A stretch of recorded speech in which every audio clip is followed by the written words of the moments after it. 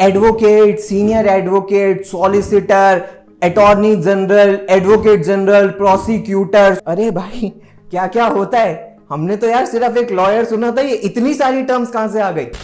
So hello everybody, welcome to lobbers और मैं हूं अनुभव गुप्ता।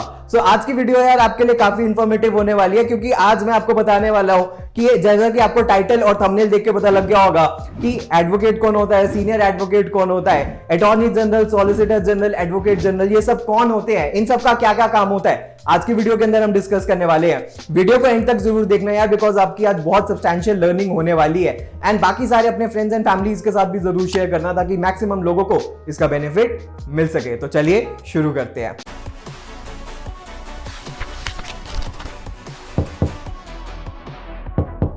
तो फ्रेंड्स, आपने जनरली सुना होगा लॉयर है, फिर आपके माइंड में एक टर्म आया होगा कि नहीं यार एडवोकेट है।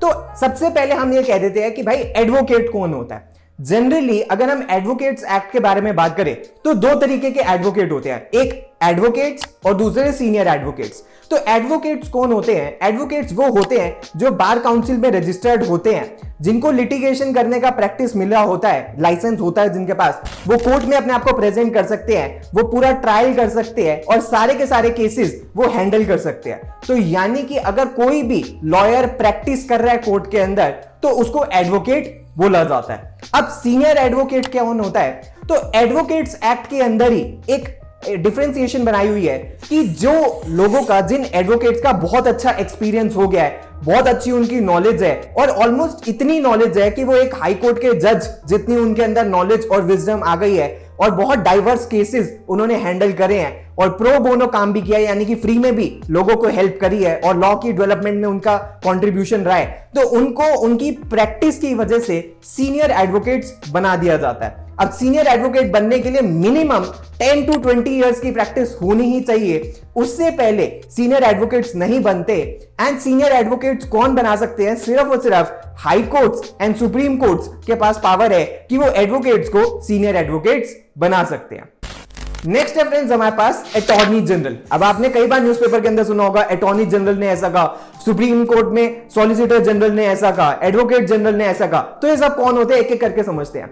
सबसे पहले फ्रेंड्स मैं अटॉर्नी जनरल के बारे में बात करता हूं। तो फ्रेंड्स अगर मैं अटॉर्नी जनरल के बारे में बात करूं तो अटॉर्नी जनरल कौन होते हैं? अटॉर्नी जनरल गवर्नमेंट के चीफ लीगल एडवाइजर होते हैं। तो यानी कि गवर्नमेंट को सबसे, अगर कोई भी लीगल एडवाइस लेनी है तो वो किसको अप्रोच करेंगे? वो अटॉर्नी जनरल को अप्रोच करेंगे। एंड अटॉर्नी जनरल एक कॉन्स्टिट्यूशनल पोस्ट है, यानी कि हमारे कॉन्स्टिट्यूशन में लिखा हुआ है कि एक attorney general union of India का होगा। अटॉर्नी जनरल के और क्या काम होता है? गवर्नमेंट को रिप्रेजेंट करना सुप्रीम कोर्ट के अंदर।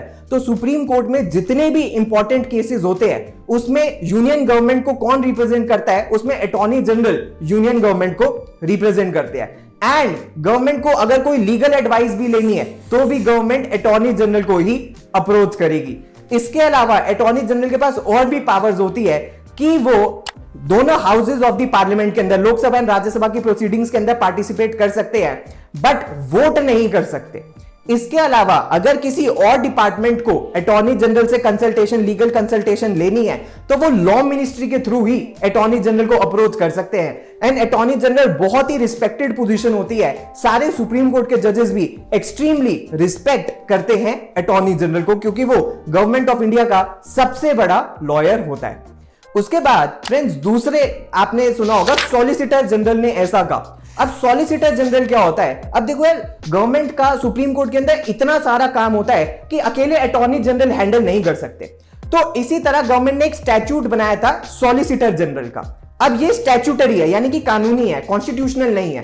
तो जो सॉलिसिटर जनरल का भी काम ऑलमोस्ट सेम वो ही होता है जो अटॉर्नी जनरल का काम होता है, यानी कि गवर्नमेंट को रिप्रेजेंट करना सुप्रीम कोर्ट के अंदर as well as various high courts के अंदर। तो यानी कि सिर्फ और सिर्फ सुप्रीम कोर्ट में नहीं, वेरियस हाई कोर्ट्स के अंदर भी रिप्रेजेंट करते हैं। एंड सॉलिसिटर जनरल को हेल्प करने के लिए बहुत सारे एडिशनल सॉलिसिटर जनरल्स भी होते हैं। तो यानी कि अकेले सॉलिसिटर जनरल नहीं करेंगे, उनके नीचे, उनके साथ में, नीचे नहीं उनके साथ में 5, 7, 10 तक भी एडिशनल सॉलिसिटर जनरल्स होते हैं जो गवर्नमेंट को रिप्रेजेंट करते हैं वेरियस हाई कोर्ट्स के अंदर, ट्राइब्यूनल्स के अंदर, कोर्ट्स के अंदर as well as Supreme Court के अंदर।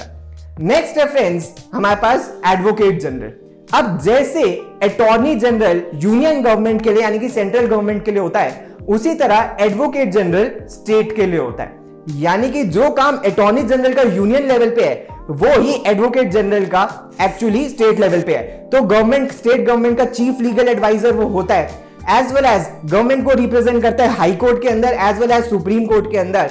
अगर गवर्नमेंट को कोई लीगल एडवाइस लेनी है तो वो एडवोकेट जनरल से लेती है। एंड जो एडवोकेट जनरल है ये भी एक कॉन्स्टिट्यूशनल पोस्ट है। जो एडवोकेट जनरल है वो भी दोनों houses of the state legislature के अंदर पार्टिसिपेट कर सकते हैं, विधानसभा एंड विधान परिषद के अंदर, लेकिन वोट नहीं कर सकते। तो यानी कि जैसे अटॉर्नी जनरल सबसे इंपॉर्टेंट यूनियन गवर्नमेंट के लिए होते हैं, उसी तरह एडवोकेट जनरल स्टेट गवर्नमेंट के लिए होते हैं।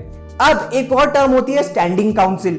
तो स्टैंडिंग काउंसिल कहां पे होते हैं? तो फ्रेंड्स, जैसे एडवोकेट जनरल्स स्टेट के लिए होते हैं, अब यूनियन टेरिटरीज में एडवोकेट जनरल नहीं हो सकते, इसके लिए स्टैंडिंग काउंसिल्स होते हैं। तो जो काम एडवोकेट जनरल का स्टेट के लिए होता है वो ही काम सीनियर स्टैंडिंग काउंसिल का यूनियन गवर्नमेंट के अंदर होता है, यूनियन टेरिटरी के अंदर होता है। तो यानी कि जैसे दिल्ली है, दिल्ली में एडवोकेट जनरल नहीं होगा, दिल्ली के अंदर स्टैंडिंग काउंसिल या सीनियर स्टैंडिंग काउंसिल्स होंगे जिनको सपोर्ट करेंगे एडिशनल स्टैंडिंग काउंसिल्स। नेक्स्ट है फ्रेंड्स हमारे पास प्रोसिक्यूटर। आपने भी कई बार न्यूज़पेपर में पढ़ा होगा, प्रोसिक्यूटर ने ये कहा, प्रोसिक्यूटर केस प्रेजेंट नहीं कर पाया, प्रोसिक्यूटर हार गया, या प्रोसिक्यूटर ने बहुत अच्छा प्रोसिक्यूशन करा। तो प्रोसिक्यूटर क्या होता है? तो गवर्नमेंट का जो लॉयर क्रिमिनल केस को हैंडल करता है उसको प्रोसिक्यूटर कहा जाता है। तो फ्रेंड्स, जो भी क्रिमिनल केसेस होते हैं वो पार्टी नहीं लड़ सकती, वो स्टेट लड़ती है। For example ABC versus state, तो जो स्टेट का लॉयर होगा जो क्रिमिनल ट्रायल करेगा, क्रिमिनल मुकदमा करेगा, उसको हम प्रोसिक्यूटर कहते हैं। और इस पूरे केस को हम प्रोसिक्यूशन, इस पूरी साइड को,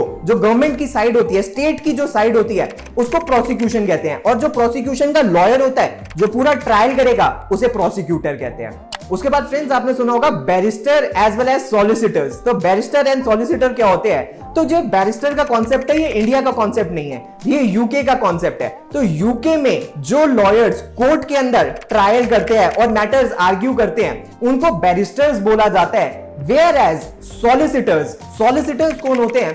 सॉलिसिटर्स वो होते हैं जो कोर्ट में प्रैक्टिस नहीं करते, लीगल फर्म्स में जो काम करते हैं, यानी कि आउट ऑफ द कोर्ट जो लीगल मैटर्स हैंडल करते हैं उनको सॉलिसिटर्स बोला जाता है। एंड जो इन दी कोर्ट लीगल मैटर्स हैंडल करते हैं उनको बैरिस्टर्स बोला जाता है। तो फ्रेंड्स, आई होप अब आपको क्लियर हो गया होगा कि advocate, senior advocate, attorney general, standing council, solicitor general as well as advocate general, उसके बाद फर्दर आपका बैरिस्टर, प्रोसिक्यूटर कौन होते हैं। अब आपके माइंड में बिल्कुल ये क्लियर हो गया होगा। सो यार, वीडियो पसंद आई हो तो यार लाइक जरूर कर देना, ताकि ऐसी फ्यूचर में हम वीडियोस और भी आपके साथ बनाकर शेयर करते रहें। अब मैं आपसे नेक्स्ट वीडियो के अंदर मिलूंगा। Thanks a lot, all the best, God bless.